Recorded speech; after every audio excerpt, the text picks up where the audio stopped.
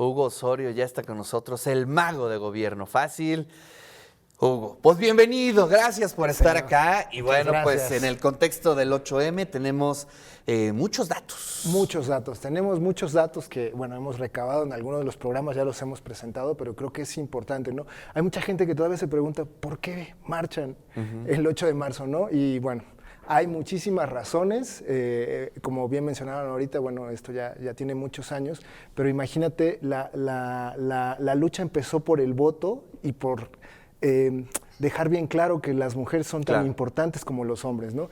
En México, las mujeres votaron por primera vez en 1955 y fue precisamente una marcha de 20,000 mujeres más o menos en 1953 la que llevó a lograr esta situación, ¿no? Entonces, fíjate que Lázaro Cárdenas ya se los había prometido en 1937, había avanzado la ley en el Senado, en la Cámara de Diputados, pero nunca llegó a convertirse. A concretarse. Fíjate, es muy buen dato, muy buen dato. Es un dato, ¿no? Porque es una lucha que ya lleva muchos años y que al final se materializa en 1955, que es la primera vez que votan por diputados en aquella ocasión, pero pues sí te dice bastante esta lucha de por qué es, ¿no? Pero luego cuando vemos los datos, híjole, los datos sí nos dejan ahí bastantes cosas, ¿no? Hay muchas mujeres que salen a marchar contra la violencia. Mira, por ejemplo, estos son datos del Instituto Mexicano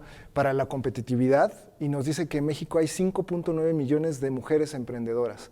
Solo el 17% son emprendedoras formales y el 83% son emprendedoras informales. Es decir, que no están registradas ante el SAT. Este dato es muy importante porque justamente hay un dato que dice que a nivel global, básicamente las mujeres en edad de pertenecer a la actividad económica son más o menos 46 de cada 100. Claro. En México, este dato estaba en 44 en 2022, en 2023 pasó a ser 47 de cada 100.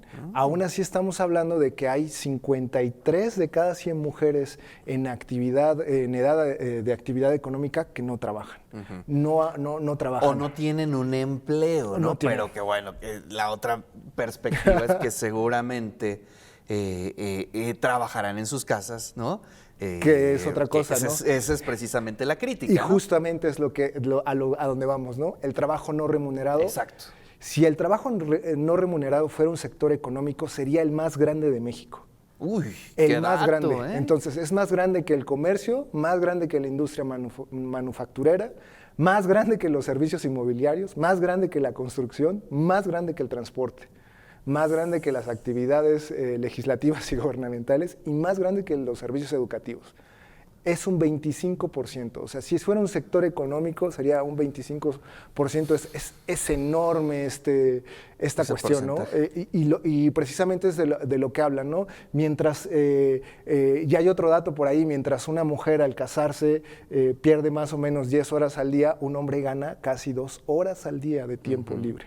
Entonces, es una cuestión, ¿no? Y bueno, justamente, ¿no? Fin a la violencia contra las mujeres, ese es otro dato que podemos encontrar en los datos del secretariado. Sobre la violencia en México, lo que nos están diciendo es que en promedio hay 2 feminicidios cada día en México. Cada 12 horas hay un feminicidio en México, ¿no? Y la cifra que nos daba la ONU hace años se mantiene. El año pasado llegó hasta 12 mujeres asesinadas en México al día. Otra vez regresó a 10, estamos en 10 en promedio mujeres asesinadas al día. ¿Y de esos 10, 2 son feminicidios? De esos 10, 2 son feminicidios. Justamente, ¿no? Son homicidios dolosos, en feminicidios hablamos que son básicamente crímenes de odio por el género, ¿no? Por la razón de que son mujeres, hay agravantes como si lo hace la pareja, y bueno, algunas otras cuestiones. ¿La fuente de esos datos? El Secretariado Técnico Nacional, que publica mensualmente los datos de incidencia delictiva en el país.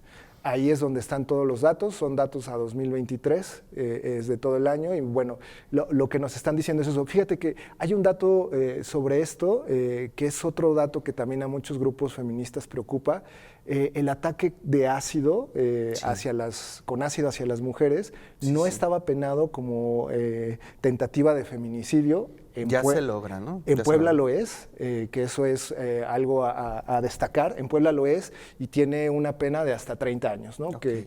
Que pues precisamente lo que pretenden es borrar a la mujer, ¿no? Que eso es algo que ha pasado y que ha ocurrido. Hay muchos activistas en ese caso, pero sí hay que señalar que en Puebla, bueno, en ese sentido vamos, ¿no? Pero ya cuando nos vamos a otros datos que tienen que ver, por ejemplo, con impunidad, para entender un poquito también por qué marchan las mujeres, en Puebla casi 9 de cada 10 feminicidios están impunes. Es decir, solo uno tiene una sentencia.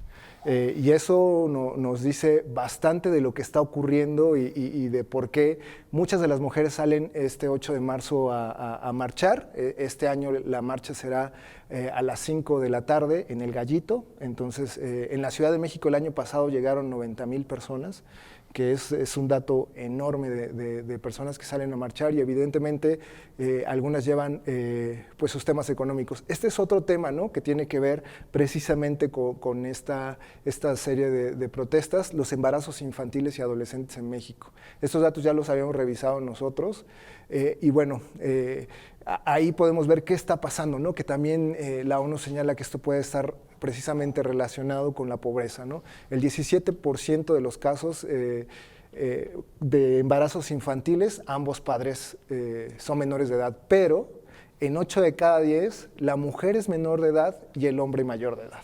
Claro. En embarazos infantiles y adolescentes en México, ¿no? Entonces, son muchos datos, son muchas cuestiones las que están pasando en México. Justamente el otro tiene que ver con los puestos que ocupan las mujeres, ¿no? Uno esperaría que hubiera más equidad. El año pasado había una representación equitativa en la Cámara de Diputados de la Ciudad de México, mitad y mitad eran hombres, mitad eran mujeres, pero también lo que nos dicen los datos es que, por ejemplo, hasta el año pasado había alrededor de 500 presidentas municipales. Claro. Y me especifico en las presidentas municipales porque creo que es lo más cercano a lo que nos está pasando a un nivel corto, ¿no? O sea, un presidente municipal, una presidenta, solo 500 de las más de 2,000 municipios. Y luego otro tiene que ver con esto de la brecha, ¿no? Que hoy... Hiciste un gran estudio hace unos años, ¿no? Sí. Sobre la brecha de los sueldos, de la percepción económica de una mujer y de un hombre en el fútbol. Sí, tremenda, está tremendo. El abismo, ¿no? No, o sea, son años para que una mujer gane lo que un hombre gana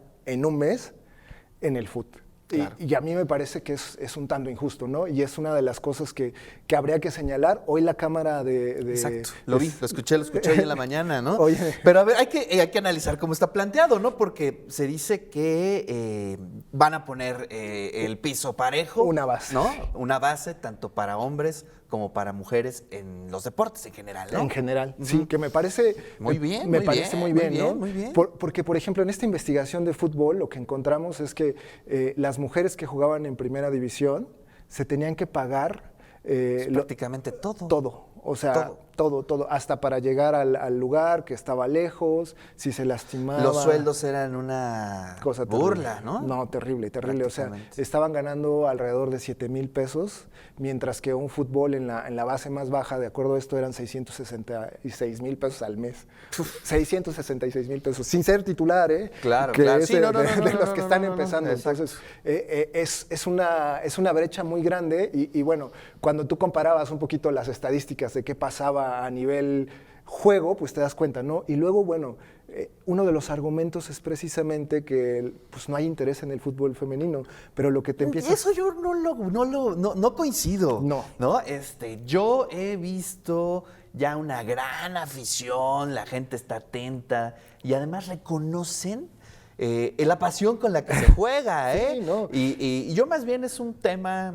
Pues sí, hay que decirlo, quizá de machismo, ¿no? Sí. Digamos, en los medios de comunicación, pues que no abren las puertas, ¿no? O las programan a las 2, 3 de la mañana, ¿no? Los partidos.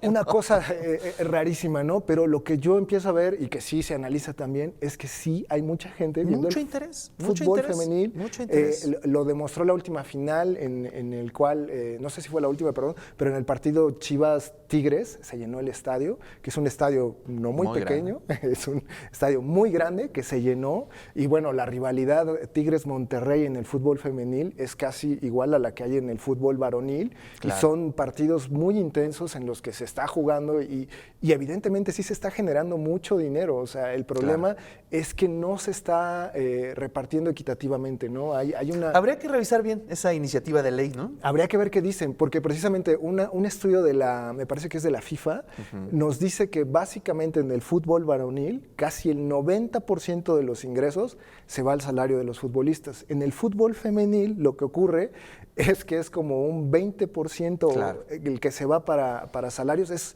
a lo mejor llega al 40%, pero lo demás se va para entrenadores, para todos los demás equipos administrativos y toda esa parte, más que a las jugadoras, ¿no? Y entonces ellas no esperan ganar lo mismo que un futbolista. A ellas les queda claro que es más grande el otro negocio, pero lo que sí esperarían... es reducir el abismo. El abismo, las condiciones. Es un abismo de diferencia, ¿no? O sea, para la dieta a veces ellas tenían que llevar su comida. Sí. He leído las historias y sí, son tremendas. Y por eso hay que poner como ejemplo, ¿no? La lucha que hicieron las jugadoras de la selección de Estados Unidos, justo, ¿no? Ellas lograron que se pagara exactamente lo mismo.